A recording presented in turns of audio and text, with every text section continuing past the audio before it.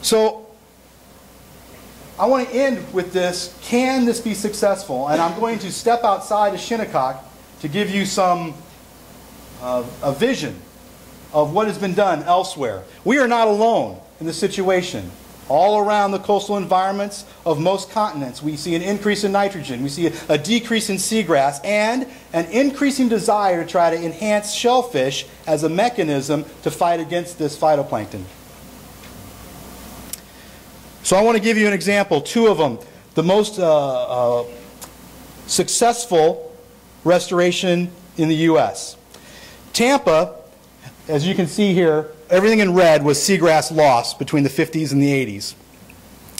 They assessed the nitrogen load that was going into Tampa Bay. They came up with a plan to reduce the nitrogen. And they worked on that plan for a decade. Between 2008 and 2010, 2 years, what they saw was an 11% increase in their seagrass, different species, but what that translated to was 3,300 acres of grass in 2 years. We'll move to an eelgrass example. Same kind of grass as what we have here. This is from the Chesapeake Bay. This was done with seeds instead of planting grass individually, done mostly by VIMs, but others as well. And there are things that I want to point out to you. Now, if you look at all these, you can't read the numbers, but what you see is that there's a 300 hectare increase over a decade. The most impressive is a 6,000 hectare increase in a decade. But I want to fixate on this one. This was an area where there was no grass. They went in and they put seeds in this area. And this is the plot. In 2000, they put these plots in. The next year they put some rings in. The third year they put these in. And what you see is all those little dots between them. Those were all growth because of seeds released from the restoration plots. And if you look at this graph on the bottom, in 3 years they went from nothing to 140 acres of grass. The take-home point here is that the reproductive potential of this plant is enormous. And given the right situation, they can recover very, very quickly. So we know why they're not growing. We know what the issues are. And if we are able to deal with those issues, the plant will respond. To link this to the previous point, what I'm showing you is that Maryland and Chesapeake are spending tens of millions of dollars in restoring oysters. And the reason they're doing that is because they want to increase the ability of the biological filtration of the water column to increase light so that it will have an impact on their seagrass populations. I'll talk about the last restoration, local. Can shellfish restoration work?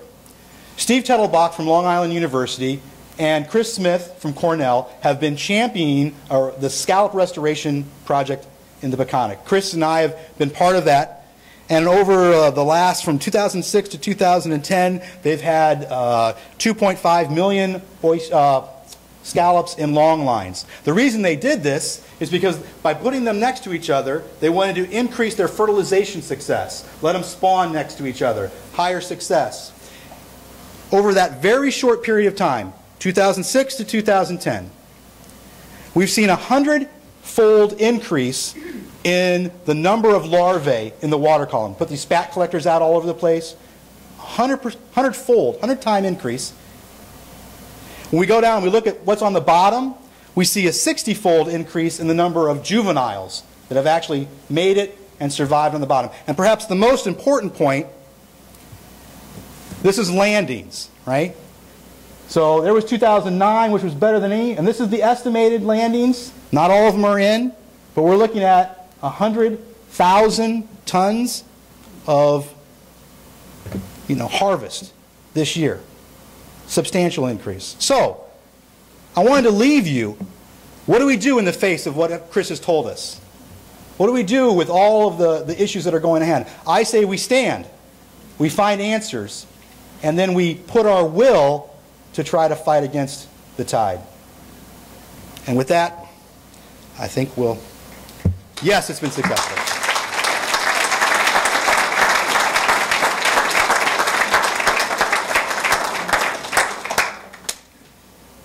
Okay, well, if anybody has any questions for Dr. Peterson or I, we'd be happy to address them now. Carl. The parallels between the Peconic Flanders Bay system and the South Bays that you talked about, what are the connections?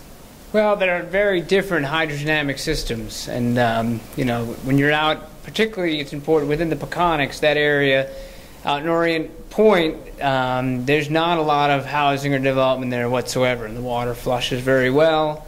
So it's very, very different. You know, the South Shore Bays, you know, there's this analogy I kept thinking about using, and I feel like I'm going to say it right now, that when the glacier came here 20,000 years ago, it loaded the gun. That is to say, it created this morphology in the South Shore Bays where certain areas the water does not move well, and it's going to take a long time to flush out. And by having dense housing in particular areas, that's what's pulled the trigger and led to the situation that we're in today. So out in the Peconics, there's not a lot of housing. The water is moving very, very well. And it's also very deep there. That's another really important thing. These South Shore Bays, the average depth is only 1 meter, right? So you've got essentially a puddle of water and all of this land mass that's affecting it. So because the glacier left the South Shore Bays as it was 20,000 years ago, it's put in a situation that it can only handle a very small amount of nitrogen loading because it's so shallow, and a lot of those areas don't flush out very well. But in the Peconic Flanders, is it also nutrient loading that caused the brown tide and so forth? Well, you use two terms there, Peconic and Flanders, and they're two very different systems. So the Peconic, when you talk about the Peconic, typically people divide it up into east-west. So Flanders is the far west, and that's the area that had very high nitrogen levels and had the most intense brown tide. Whereas in the east, it's a much deeper area, very well flushed. And in fact, the main source of nitrogen to the Peconics is not wastewater, but rather it's the atmosphere. It's the exact opposite of the South Shore. You've got deep water and few houses compared to what you see along the South Shore, where it's very shallow and many homes per volume of water. What do you do about the atmosphere then? Talk to your legislator. I'm only half joking. I mean, there are initiatives, just like there are initiatives to combat acid rain. I mean, the source is a lot of it is combustion in factories in places like Ohio and such, and that's now discharging nitrogen, and that's what now people are looking towards curbing that, because it's becoming an increasing, the rate of atmospheric deposition of nitrogen is increasing with time. Tom. Dr. Gobler and Dr. Peterson, you talked about nitrogen and you mentioned the bivalve populations and how they might be able to graze down some of the phytoplankton. Where is temperature and the creeping temperature signal in the mix with regard to the phytoplankton bloom and population? If we sneak down to Delaware or further down, do we see that we're getting to a new temperature regime here that also contributing to the predominance of the bloom shift, or is it not about temperature? Well, I think you should answer the bloom. I can talk about those shellfish. I mean, temperature is going to dictate which types of phytoplankton are dominating, and importantly, it's also going to affect the rate at which the nitrogen is turning over. At higher temperatures, you can load all the nitrogen you want, and then you can go out and look to measure it, and the type of nitrogen going in you won't be able to measure, because at high temperatures, that gets taken up right away. And importantly for our situation, it's that take up and then it gets turned over to organic nitrogen. So we're loading in inorganic nitrogen from our groundwater, nitrate, but at high temperatures, that gets converted very quickly into organic biomass and then excreted very quickly into organic. So I would argue as temperatures are increasing, we're promoting we're organically enriching our bays. I don't know if you want to say something about that. Well, specifically for us, as Chris mentioned, the South Shore estuaries are really shallow, which means that they are easily impacted by temperature. And I think that the issue for the ability for their grazing effort was somewhat linked in that the concern is the maximum temperature, the high temperature, which basically, increasing temperature in general is going to increase their metabolism. We're going to have to require them to pull more. That could be good up to a point. And at that point where it becomes too much for them, they simply shut down and could, expire. What's really interesting outside of your question, but just thinking about temperature for us, Long Island is on a biome change. We have many things that only come up to New Jersey and many things that only come down here. And so one of the things that's very interesting to me is that you're starting to see phenology change. You're starting to see flowering happen. So I think we're going to see a lot of changes where we are as the temperatures change. We've already seen a 2 to 3 degree change.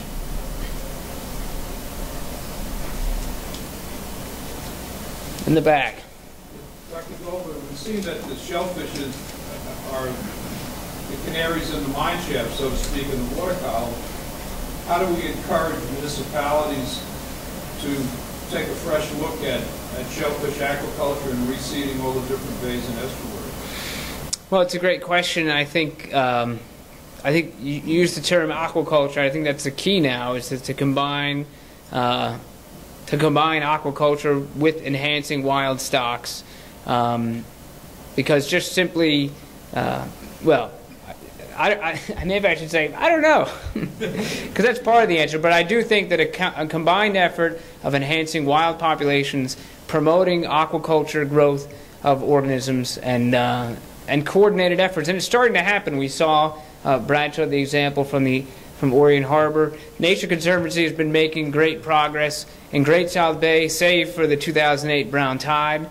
So I think there's a lot of efforts going on, and we're learning a lot from it, and municipalities are getting interested in it as well. I know for a fact the Southampton Town trustees want to see shellfish populations enhanced, and are willing to work with scientists and other conservation organizations to make that happen. There are two practical examples would be China, in an effort to deal with their shrimp industry, has basically enhanced their aquaculture as simply a water quality, to just enhance water quality. And there's a great illustration from a town in Norway, the name escapes me, where they actually use blue mussels to deal with their nitrogen. They use the mussels, they harvest them, they grind them up and feed them to their chicken. So it kind of like the nitrogen is just constantly revolving within the watershed. So aquaculture, I think, has a key role to play in the future for us. Roger. Yeah, despite the increase of the groundwater contribution of nitrogen, the same study found that the actual concentration of Great South Bay nitrogen going down. As the Peconic also coming up 50% in the last 10 years. I heard your explanation about the higher water temperatures, maybe lowering the nitrogen. But also how the concerns of the algae have toxic to the water levels.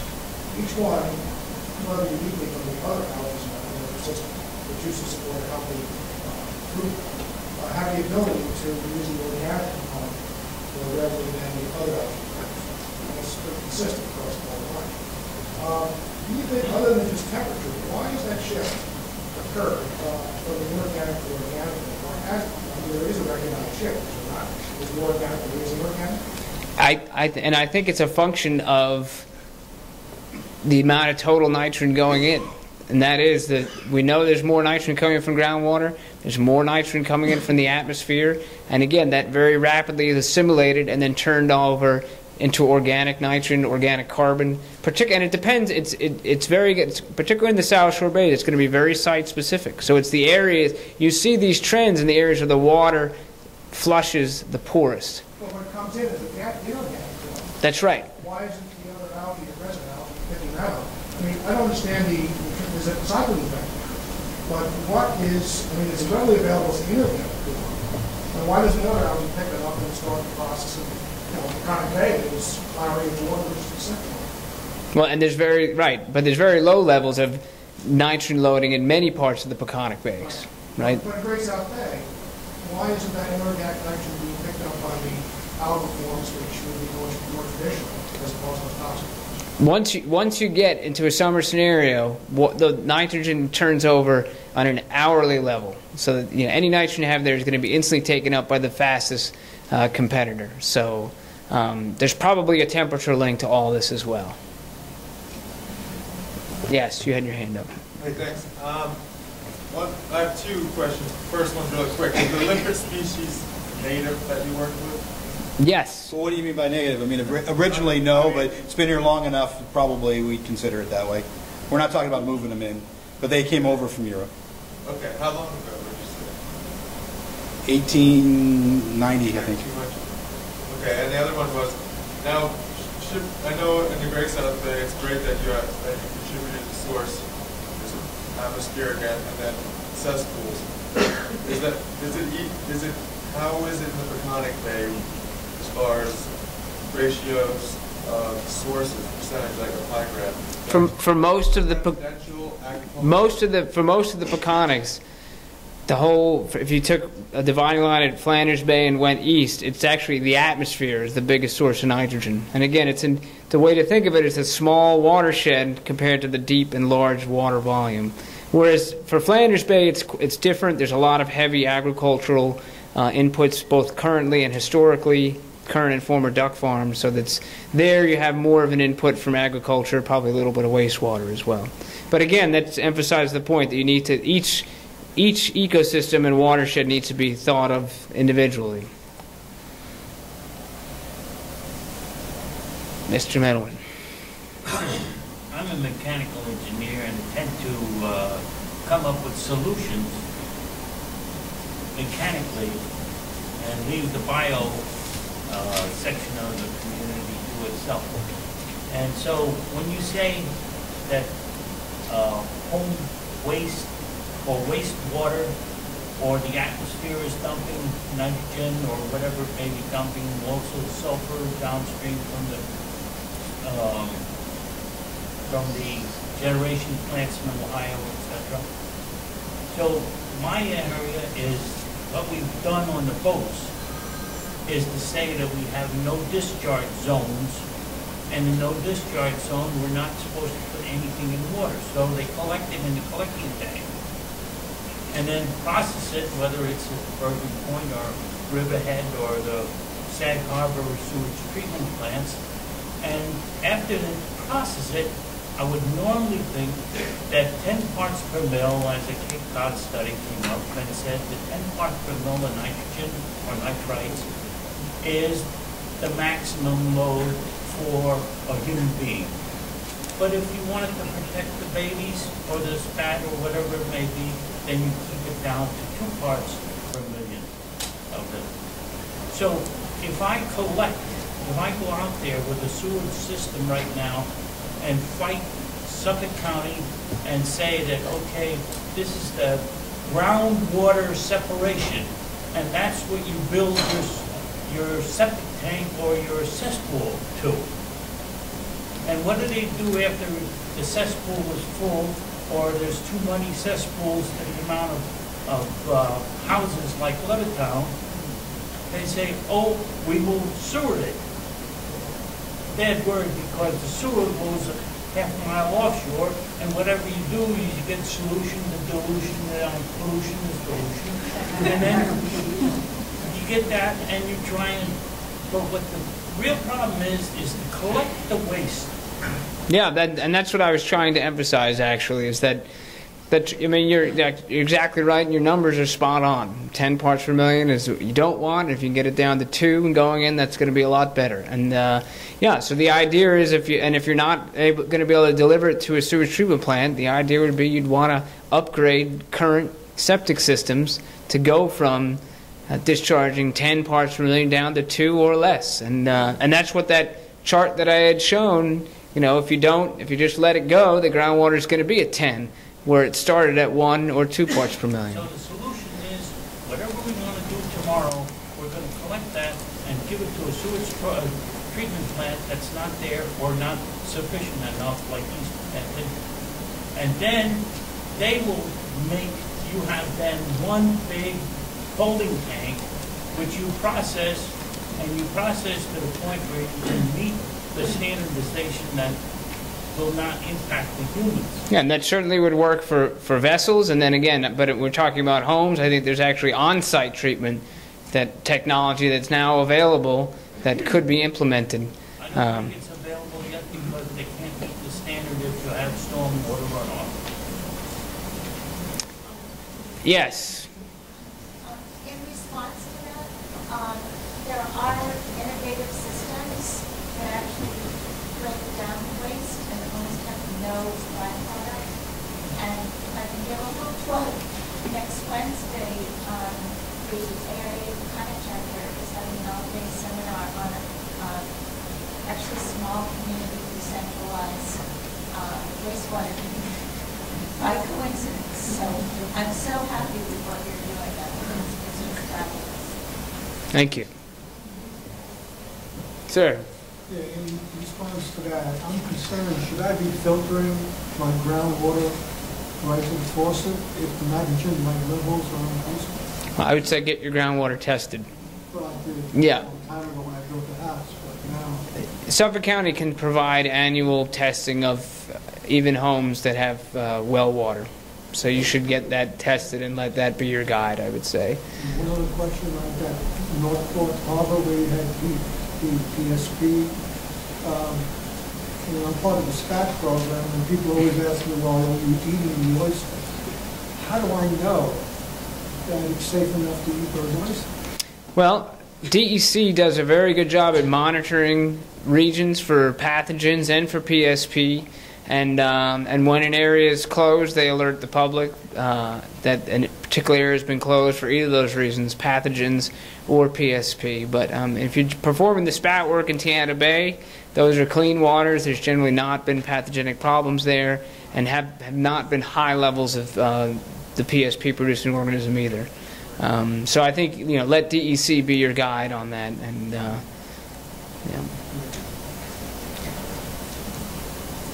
Sir. I understand that the estuaries are a sink for nitrogen, but all these great points that you're making about nitrogen loading into the estuary got me thinking about whether or not it's possible to monitor or model dissolved nitrogen discharges from estuaries, and whether that would be a valid indicator of estuary health. You mean the water leaving the estuary then? Yeah, I mean, that would be certainly an indication. Total dissolved nitrogen. In fact, if you look at that, you will see that what's going out is general. If you look at the total dissolved nitrogen, it's generally an indication of the amount of total loading on that system. And if you went as far west as, say, Jamaica Bay, and you looked at the water coming out of there, the total dissolved nitrogen would be higher than, say, further out east here. And are there any regulatory angles there for, like, DEC to go to watch laws? Well, the DEC is not really looking at those particular levels per se. I mean, that's not a metric that they're looking at necessarily, I would say. Maybe take just one or two more, sir. We had rapid development before the 70s on Long Island through different standards to help with water. A lot of those systems are probably aging, and they're just cesspools, no septic tank. Have you looked at the impact, possible mitigation of upgrading a lot of the existing systems that are probably failing at this point? Yeah, I mean, that was one of the figures I had shown, where that you can get a decline almost as, with the technologies that are available today, you can get a decrease in nitrogen loading almost the equivalent of hooking those homes up to a sewage treatment plant with new on-site treatment technology. And I see Kevin here if you want to say something about it. I know you've looked a lot into this just want to treatment. That the county in their vernacular, when they refer to upgrades, they're talking about improvements from antiquated cesspools without benefit of septic costs. Correct. Yeah. To septic. When we speak about upgrades, we're talking about denitrification systems. So the county's version of upgrades is quite minimal when it comes to denitrification from cesspool to the box. There is some attenuation, but it's very minimal. What comes out of a septic system is on the order of greater than 40 milligrams per liter parts per million. As Chris alluded, some of these advanced systems can get the wastewater concentration down to around 3 to 4 parts. So it's vast improvement, but they're of course more costly, and that's obviously a challenge for us. Yes, sir. What's the impact behind the scene of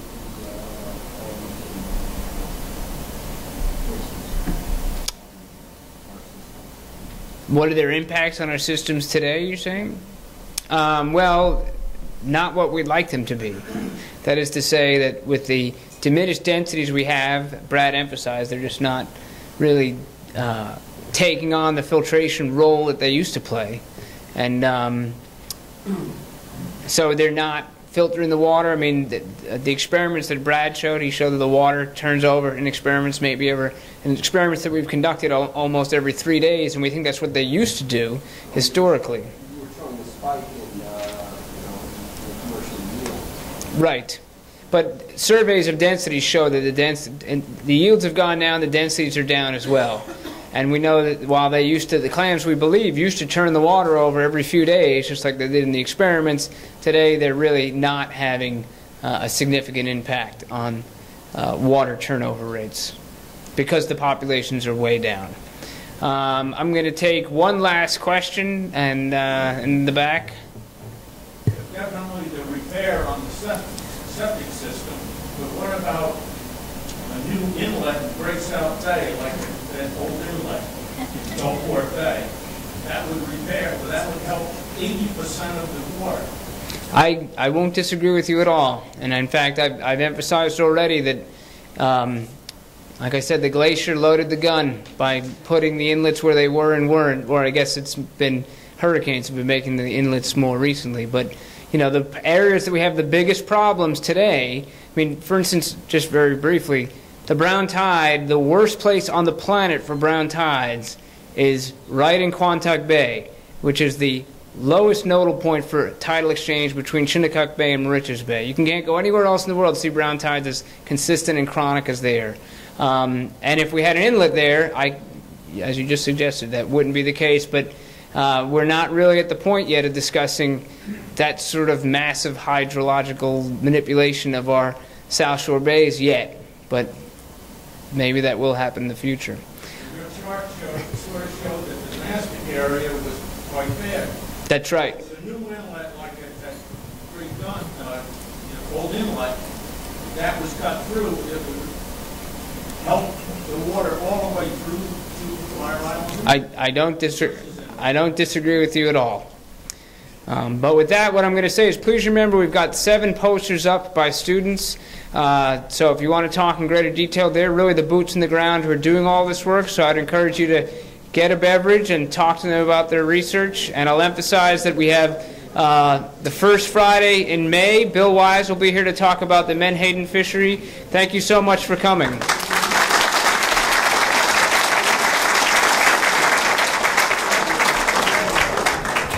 Just to confirm, the anomaly profile, it's different. You showed a slide with a pond. Yes. Some people